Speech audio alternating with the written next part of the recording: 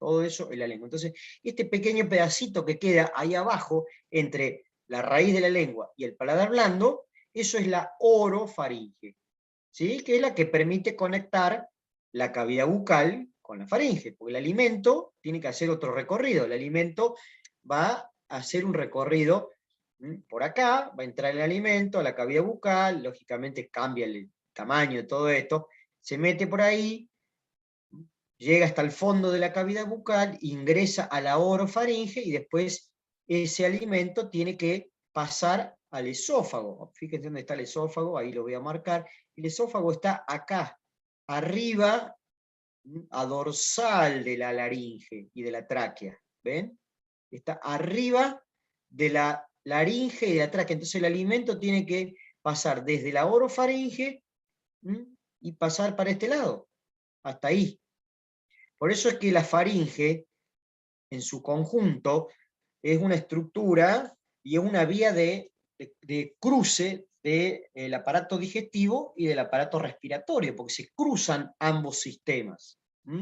El alimento tiene que ir como hacia dorsal cuando el animal está tragando y cuando está respirando, que es gran parte del día, ¿no es cierto? Todo el tiempo, ¿no? Pero en momentos, digamos, determinados donde el animal traga, sobre todo cuestiones sólidas, la respiración se tiene que interrumpir porque si no, el alimento se va a meter dentro de las vías respiratorias. Por eso está todo muy diseñado de manera perfecta para que ocurran estos dos fenómenos y que en determinados momentos la respiración se interrumpa momentáneamente por algunos segundos para que pueda pasar el alimento y no caiga dentro de las vías respiratorias, porque hay un entrecruzamiento. Justamente el aire tiene que ir como hacia ventral y el alimento pasa hacia dorsal. Por eso se cruzan los dos circuitos, la parte digestiva y la parte respiratoria. Bueno, quedó un mamarracho acá interesante, pero era un poco la idea de mostrar, aunque sea las tres partes que tiene la faringe y cómo se llaman las conexiones. Bueno, en realidad no dije todos los nombres de las conexiones que tiene la faringe. Sí mencionamos las coanas, que son las que se comunican con la cavidad nasal, las aberturas de los conductos auditivos, que se comunican, que permiten la conexión con el oído medio, ¿no es cierto? Los conductos auditivos faringe con oído medio. Esta parte acá, que es la orofaringe, el lugar justamente, el lugar de conexión de la cavidad bucal con la orofaringe se denomina, tiene un nombre medio raro, se los voy a anotar acá.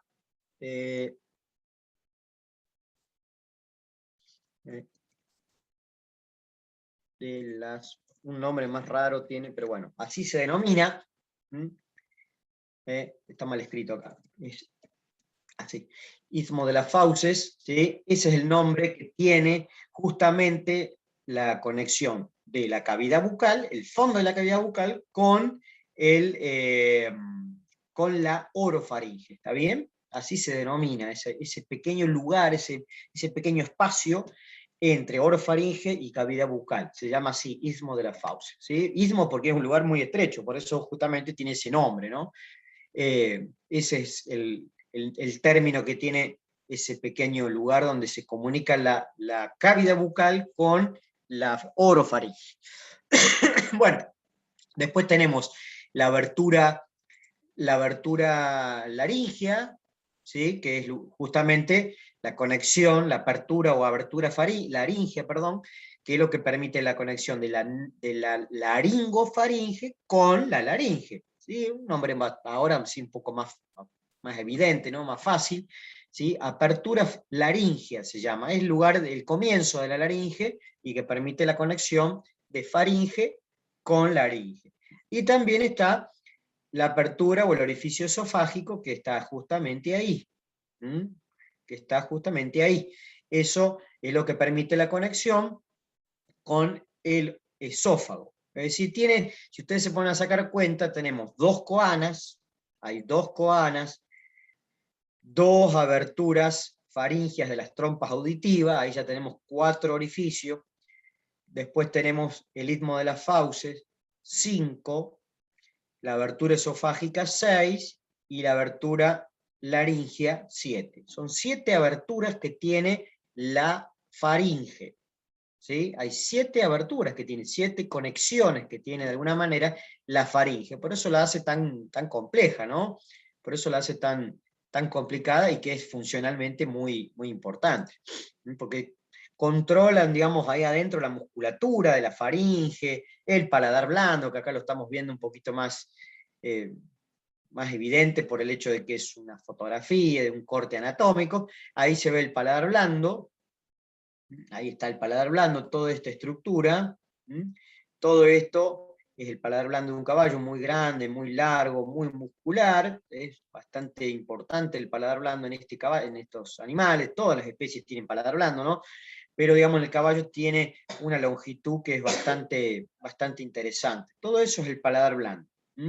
Bueno, acá está media aplastada la faringe, ha quedado como media aplastadita, pero bueno, se ven algunas cuestiones. Ahí tenemos, ven, ahí está la bolsa gutural, ese espacio que ha quedado ahí, ¿sí? Que está como por debajo del cráneo, por debajo de los huesos del piso del cráneo. Todo esto es bolsa gutural, ¿sí? Es una dilatación de lo que serían esos conductos auditivos. Y ahí está la abertura. No se nota mucho, está medio aplastada, pero ahí está la abertura, que es la abertura faríngea para ingresar a la bolsa gutural. En el resto de las especies que no tienen bolsa gutural, bueno, eso termina conectándose con el oído medio. En el caso del caballo, ese conducto auditivo está muy dilatado ventralmente y forma estas estructuras denominadas bolsas guturales. Acá estamos viendo la bolsa gutural del lado izquierdo, ¿sí? Del lado derecho se repite exactamente lo mismo. Bueno, y acá se ve parte de la laringe, ¿ven? Todo eso que está ahí son cartílagos de la laringe. Todo esto que está acá, todo eso corresponde a la laringe. Es difícil entender este tipo de imágenes porque, bueno, son cortes y ustedes no han tenido la oportunidad todavía de ver estas piezas. Entonces, bueno, por ahí se hace medio complicado comprender las partes que tiene la faringe, ¿no? Entonces el aire ingresaría a la cavidad nasal y va a pasar justamente, va a penetrar a través de las coanas, va a entrar acá a la nasofaringe, va a seguir su recorrido, se va a meter a la laringofaringe, a la laringe, a la tráquea y llega finalmente a los pulmones y bueno, después hace todo el recorrido al revés, después sale por el mismo lugar, sale sentido inverso, sale para allá. Bien. A ver, ahí tenemos, así que me molesta todo esto, no puedo marcar porque no veo. Ahí está de nuevo, más o menos parecido, nada más que el corte acá no salió muy bonito, el corte anatómico no quedó muy, muy en el plano medio, pero sí se notan bien, al menos sí se notan bien lo que son esas estructuras denominadas bolsas guturales que tiene el caballo, ¿sí? En este caso se ve la bolsa gutural del lado derecho, toda esta cavidad, que es mucho más grande de lo que se puede apreciar acá, todo esto que están viendo, ese espacio que queda, es la bolsa gutural, y cada bolsa, porque son dos, la izquierda y la derecha, tiene dos partes o dos compartimientos. Un compartimento medial, que es de mayor tamaño, y un compartimento lateral, que es más chiquitito, que están parcialmente divididos, no es que están divididos de forma completa, sino que están interconectados ambos compartimentos. El medial y el lateral están comunicados.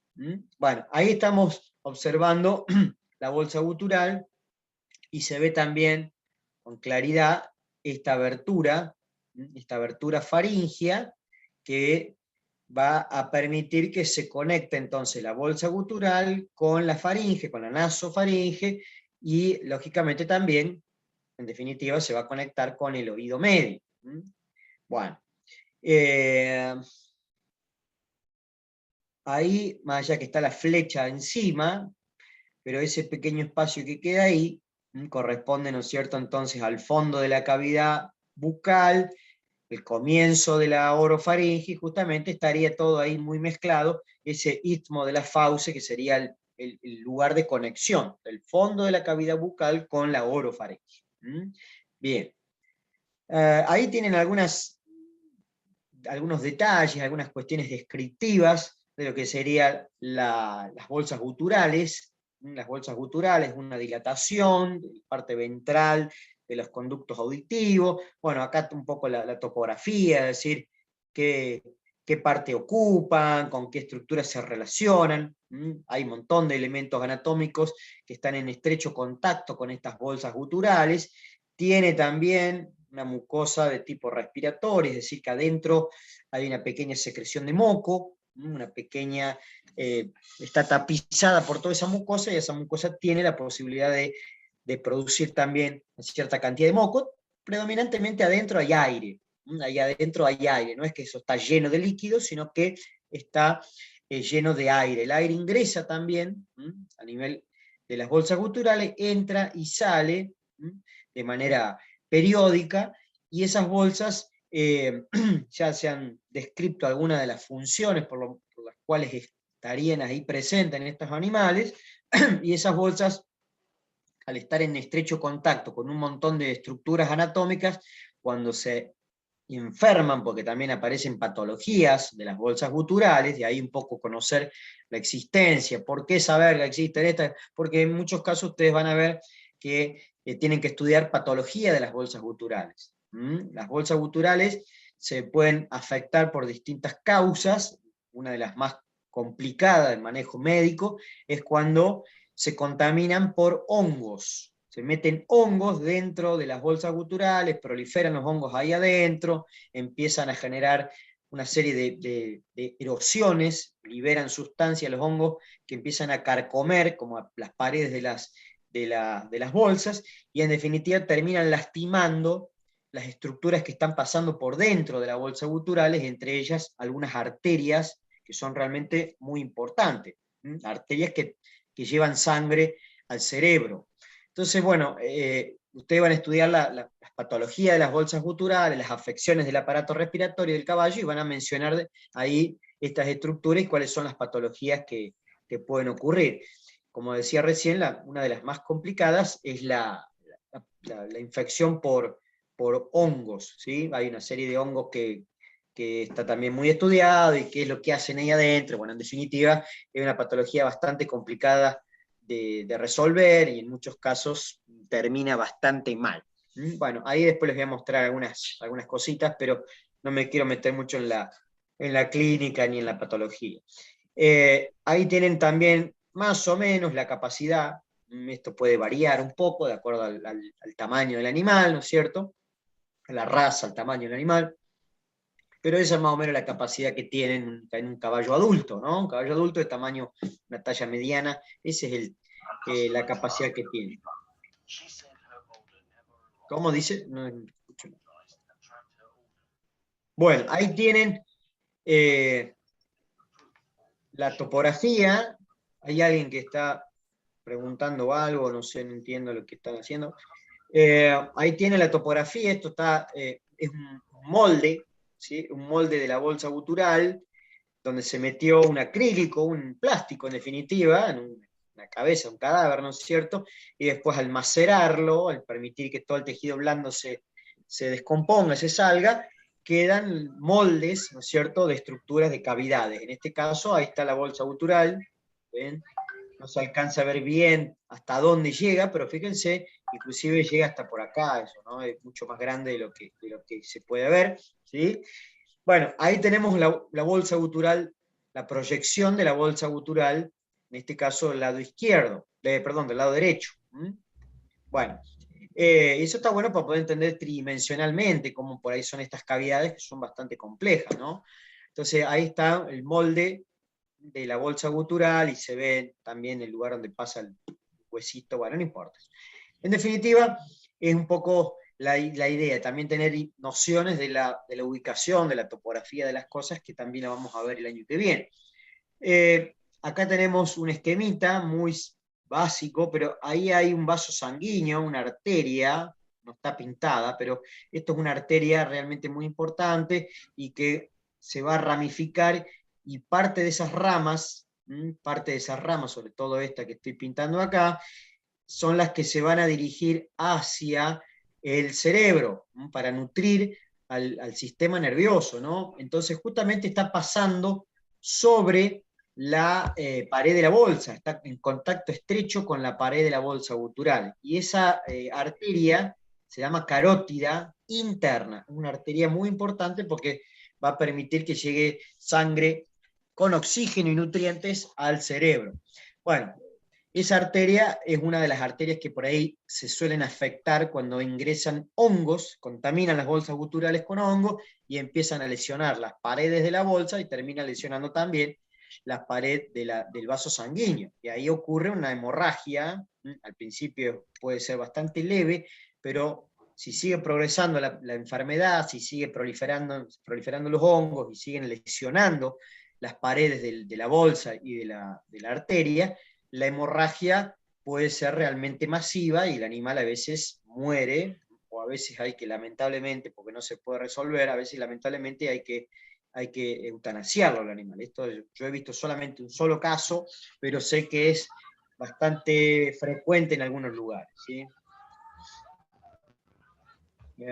Fíjense, bueno, acá se nota, esto es más complicado de entender, pero para eso necesitamos primero comprender la anatomía, para poder comprender esto, que son imágenes endoscópicas. Las endoscopías hoy en día se utilizan de rutina para la evaluación del aparato respiratorio, también otros sistemas, pero generalmente el propósito fundamental de las endoscopías que se hacen en distintas especies, sobre todo en el caballo, se destinan a evaluar el aparato respiratorio.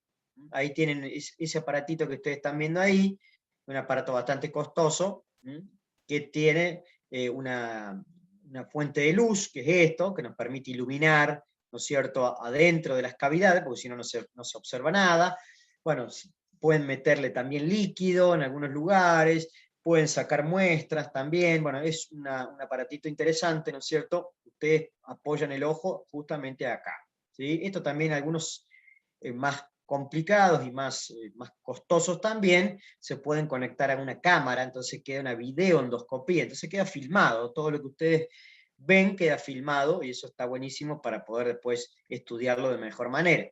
Bueno, entonces esto, la punta del endoscopio que está ahí, es este pequeño tubo que tiene fibra óptica, se mete a través de la cavidad nasal, ¿no es cierto? Ingresamos a través de los orificios nasales, la cavidad nasal, se puede observar adentro los meatos, los cornetes, podemos llegar hasta el fondo de la cavidad nasal, y a partir de ahí nos dirigimos hacia la faringe, y ahí podemos ver, como por ejemplo en esta imagen, cuando ingresamos a la faringe, vamos a observar en el fondo, ahí abajo, lo que estamos viendo es la laringe, es esto. Lo que estamos viendo acá es eso. Ahí está la laringe. Bueno, eso que está ahí, esto que está acá, es la laringe, ¿no? Ya vamos a ver cuáles son los componentes, la estructura que tiene, cómo se llaman los cartílagos y demás, pero eso se puede ver inclusive el funcionamiento, cómo se mueven esos cartílagos, eso todo es muy importante desde el punto de la evaluación clínica, ¿no?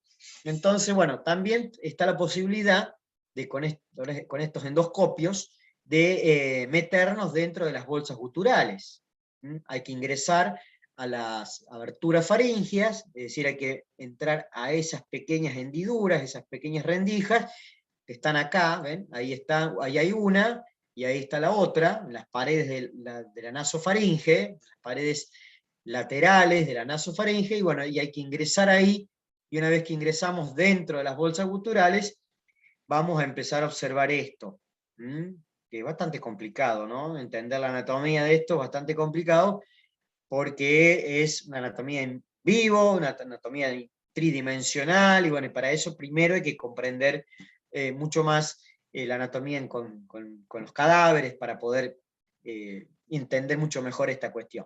Pero bueno, adentro de las bolsas guturales, lo que vamos a observar es una serie de elementos anatómicos, todos tapizados por la mucosa que tiene la bolsa, todo está tapado por mucosa. Fíjense que adentro de la bolsa no hay más que un pequeño brillo, es decir, esa pequeña secreción, no hay moco abundante, ¿no es cierto?, y adentro, pero algo que es interesante es que por dentro de las paredes de las bolsas, en estrecho contacto con las paredes de las bolsas, pasan vasos y nervios.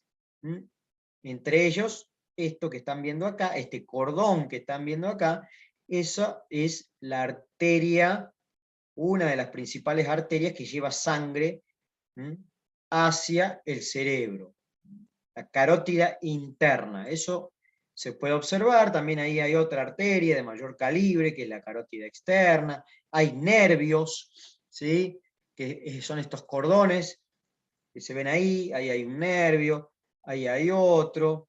Hay distintos cordoncitos que van acompañando. Bueno, todos esos son nervios que también son sumamente importantes para el control de distintas estructuras que hay en la cabeza. Cada uno tiene un nombre y un funcionamiento particular. Bueno, cuando hay afecciones fúngicas, cuando los hongos se meten dentro de las bolsas, ingresan generalmente por las vías respiratorias, ¿sí?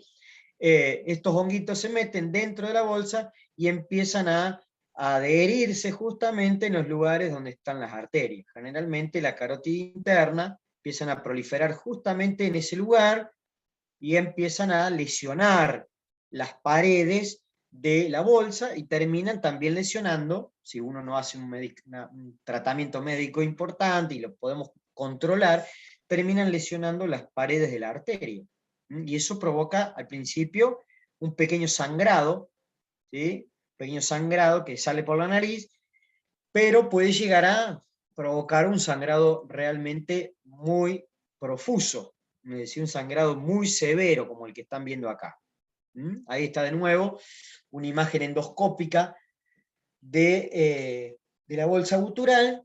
Ahí está la arteria carótida interna, es esa arteria que les comentaba recién, que es la que se encarga principalmente de llevar sangre al cerebro. Esa es la arteria carótida interna.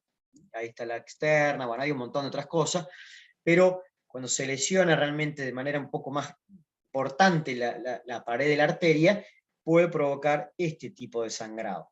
Y eso realmente, cuando ya tenemos este problema, es bastante complicado porque ya está muy avanzada la patología y en general esto termina mal.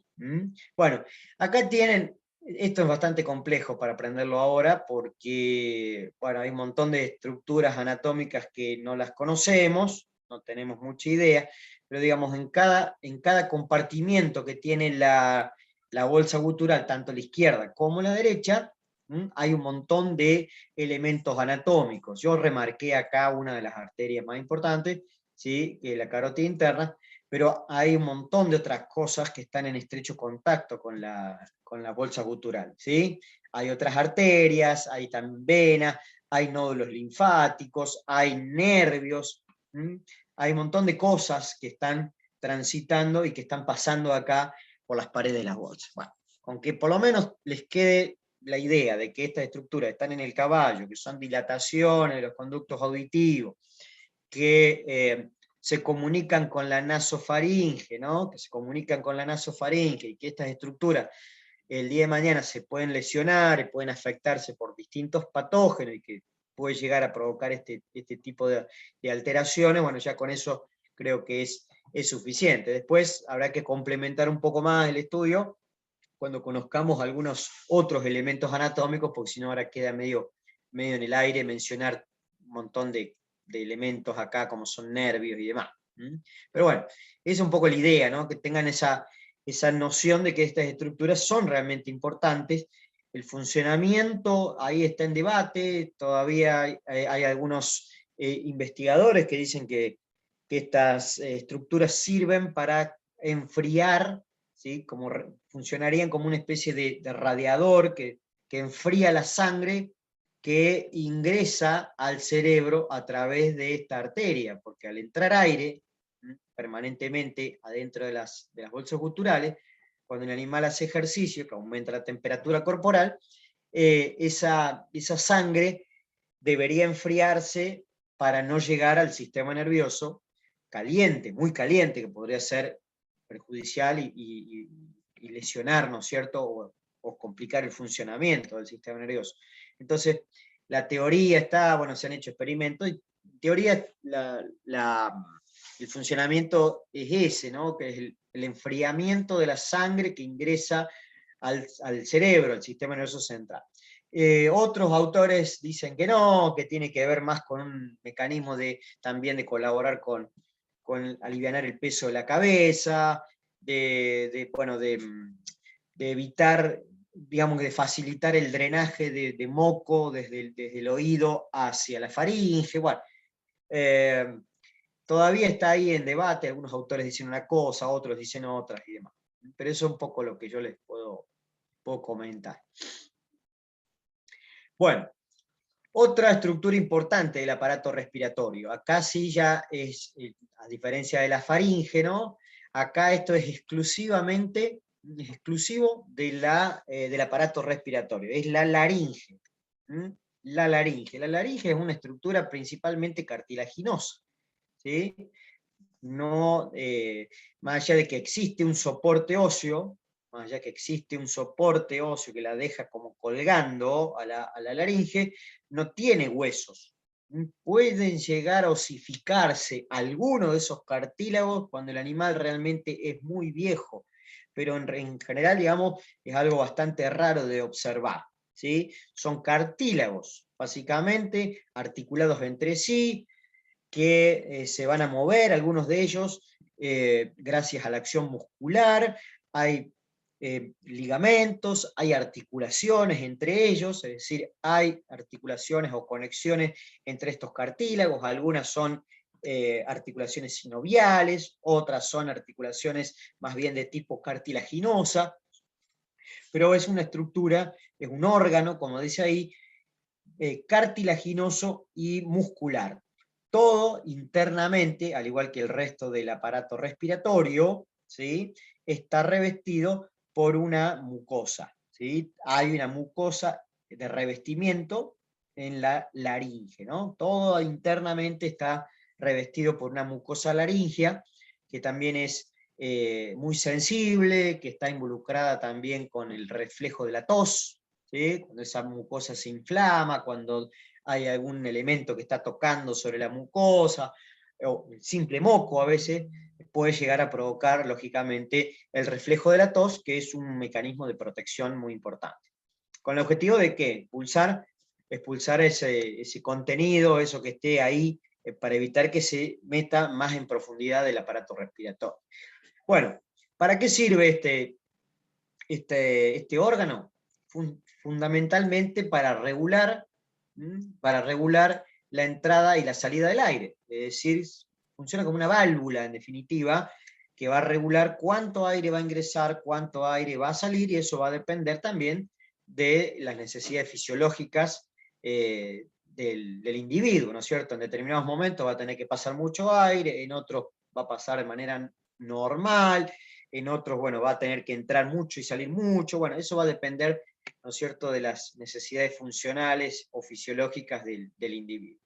Y además, este órgano cartilaginoso, muscular y también membranoso, tiene la posibilidad de colaborar con lo que se denomina la fonación, es decir, la producción de algún sonido particular y especial de cada especie, ¿no es cierto? Que en nuestro caso, en la anatomía del humano, esta laringe también, junto con la lengua, nos permite vocalizar, vocalizar, es decir, permitirnos generar la voz, la típica voz que tiene cada individuo. Entonces, bueno, es un órgano realmente interesante.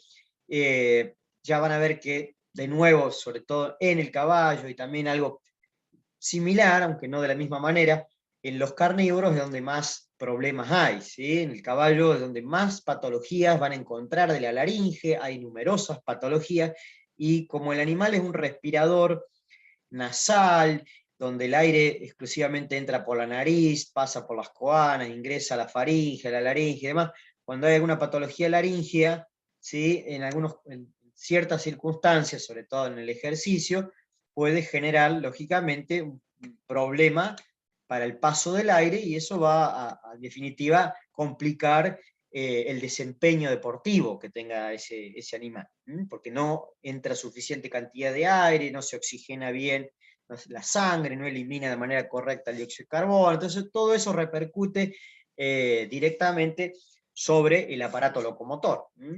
Eso también está muy, muy estudiado. Bueno, de acá a algunos años también van a empezar a comprender las patologías de la laringe, la importancia que tiene, cómo se observa cuando lo miramos aún con una endoscopía. Bueno, entonces esa cuestión tiene que ver con la anatomía, ¿no? Acá estamos viendo un pedazo de la calavera del caballo, no todo, porque le falta la mandíbula, porque si le dejamos la mandíbula nos tapa gran parte de la laringe, ¿no? No nos deja ver fácilmente la laringe, entonces se ha sacado la mandíbula y se dejó toda la parte superior de la cabeza, y también se ha dejado este armazón óseo, este conjunto de huesos, ven que estoy tratando de dibujar, que del otro lado se repite lo mismo, es como un armazón, un soporte óseo que se conecta con la laringe, está conectado y de alguna manera sujeta la laringe. Todo este cabestrillo óseo es lo que se denomina el aparato hioideo. Aparato hioideo, escribí cualquier cosa. Aparato hioideo. ¿Sí?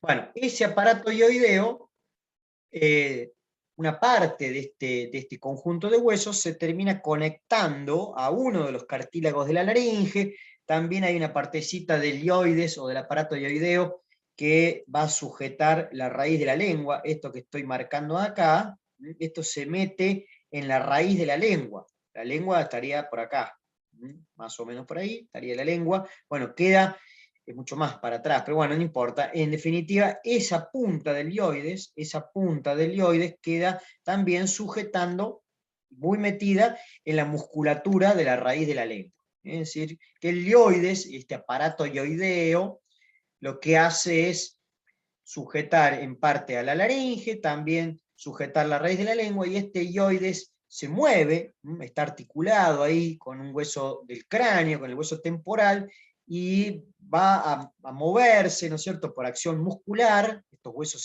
se movilizan, y va a también cambiar, permitir que se modifique el diámetro de la faringe, ¿sí? Del diámetro de la faringe, eso también está muy demostrado, de que el hioides se mueve en determinados momentos para modificar el diámetro de la faringe y de esa manera facilitar, ¿no es cierto?, el paso del aire. Eso está muy estudiado sobre todo en los caballos deportivos, y está demostrado que el hioides puede modificar, ¿no es cierto? No es que solamente cumple un rol de sujetar estas estructuras anatómicas, sino también está involucrado en modificar el diámetro de la faringe para facilitar el paso del aire, ¿no?, durante el ejercicio. Bueno, lo que vamos a tratar de entender un poquito entonces cómo está diseñada esta laringe, ¿no?, que son básicamente conjunto de cartílagos, que el cartílago más caudal que tiene la laringe se va a estar conectando con la tráquea, es decir, ya tiene una forma bastante parecida a los primeros anillos de cartilaginosos que forman la tráquea, y el primer cartílago, el cartílago más rostral o más craneal, es este que está acá, que tiene ese aspecto como de lengua, ¿ven?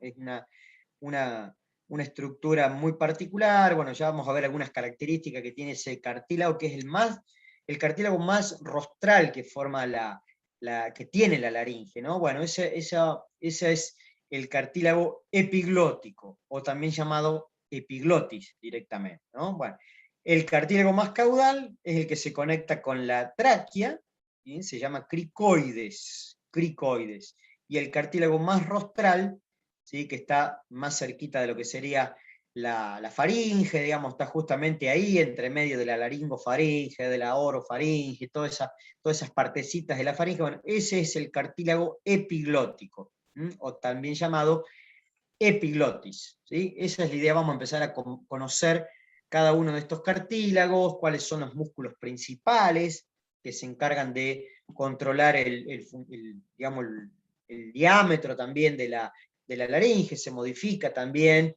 permanentemente el diámetro de la laringe, ¿no? Gracias a acción muscular, y que sobre todo algunos de esos cartílagos, por el diseño que tienen, por la estructura que tienen, son cartílagos elásticos muy móviles. Algunos no, algunos son cartílagos más bien como más rígidos, como más de tipo hialino, que tienen como función formar más bien las paredes, el piso de la cavidad, digamos el piso de la laringe, y no se movilizan más que en su conjunto, pero hay otros que sí se mueven de manera manera más activa, más evidente. Bueno, acá tenemos simplemente los cartílagos, cómo están ubicados, ¿sí? Cómo están ubicados en una vista lateral. Acá los cartílagos tienen un color que no es el normal, ¿sí? Esto por la técnica que se usó Profe, para mantenerlo, sí. perdón, no me andaba el micrófono recién. Sobre el cartílago epiglótico, ¿cómo sería, perdón? Entonces, No, es el cartílago más rostral o más craneal, es esto que están viendo acá, ¿sí? Esto que ustedes están viendo acá es el cartílago más rostral que tiene la laringe, ¿no? Se llama epiglotis o cartílago epiglótico. Ya lo vamos a ver desde otras vistas. Acá estamos viendo una vista lateral izquierda, de costado, sin el helioides, sin la calavera, sin la tráquea, solamente los cartílagos de la laringe. Inclusive se ha sacado también todos los músculos, se han retirado todos los músculos, por lo menos los músculos más grandes y los más superficiales, se han sacado todos, y queda un poquito de la mucosa, nada más, pero todo el color acá está totalmente alterado por la técnica anatómica, que esto permite que los cartílagos mantengan cierto grado de elasticidad, digamos, que se mantengan como más blanditos, ¿no? Pero bueno, por eso es que el color acá no representa lo que es lo normal. Los cartílagos son de color más bien blanquecino. Ya vamos a ver unas imágenes, una foto de una laringe más fresca, y ahí van a ver el color que tienen estos cartílagos, que son más bien blancos, ¿sí? Son cartílagos blanquecinos. Entonces acá tenemos el cartílago epiglótico, o epiglotis, directamente así se denomina. Acá se alcanza a ver y está muy unido, y está conectándose mediante una serie de pliegues y de ligamentos. Otro de los cartílagos importantes, ya lo vamos a ver de manera independiente, vamos a ver algunas otras imágenes, se llama cartílago aritenoides. Este es un cartílago par, ¿sí? Hay dos cartílagos aritenoides. Todo esto que estoy tratando de marcar corresponde al cartílago aritenoides. Inclusive hay una parte que no se ve porque se mete, está tapado, una cosa así, va todo por acá. Bueno, hay toda una partecita del aritenoide que no lo alcanzamos a ver porque queda tapado por los otros cartílagos. Es un cartílago par, a diferencia de este, que es un cartílago impar. Este cartílago es un cartílago elástico, el epiglótico es un cartílago elástico, bueno, tendría que escribirlo más fácil, es elástico y es impar, ¿sí? Elástico e impar. Hay un solo cartílago epiglótico que tiene características elásticas, por eso es más blando, ¿sí? Y eso le permite moverse con más facilidad que si fuese un cartílago de tipo hialino, que es un cartílago más, ya sabemos que es un cartílago más duro, más resistente. Bueno, en este caso es un cartílago elástico, ¿sí? Por eso se mueve, va a permitir moverse, se va a levantar, ¿no es cierto? Se va a ir para atrás para tratar de cerrar también la entrada de la laringe, sobre todo cuando el animal está tragando, para cerrar la entrada de la laringe y evitar que se metan partículas de alimento en el interior de la cavidad de la laringe. Por eso tiene todas estas particularidades. Después vamos a ver una endoscopía.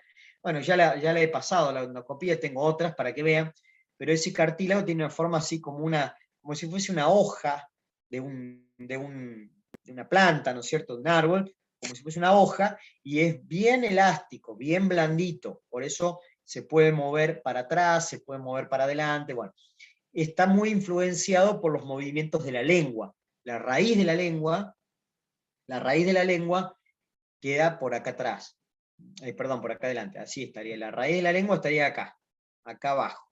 Entonces cuando la lengua se mueve, por acción muscular, que es básicamente muscular la lengua, puede empujar el cartílago epilótico hacia atrás y el cartílago se cierra como una compuerta y junto con otros movimientos se cierra la entrada de la laringe para evitar que ingresen partículas, sobre todo de alimento, en el interior de la laringe, para que no se metan en el aparato respiratorio.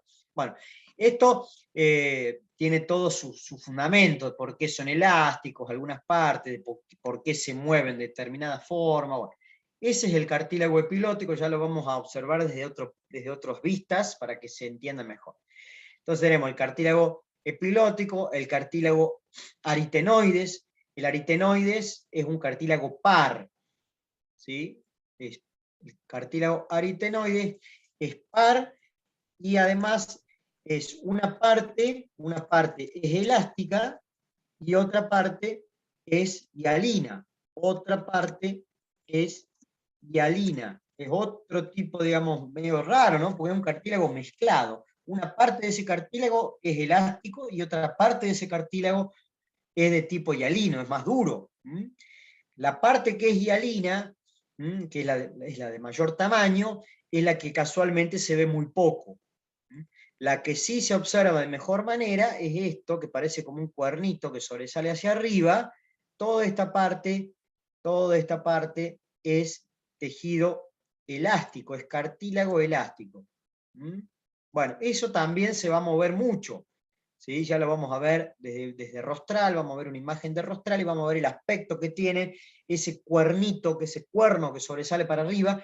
Esa es la parte elástica que tiene el cartílago aritenoide, los cartílagos aritenoides, porque son cartílagos pares, ¿sí? Son cartílagos pares. Bueno, después tenemos un cartílago ya realmente de gran tamaño, que es todo esto, que tiene una forma bastante rara, que se termina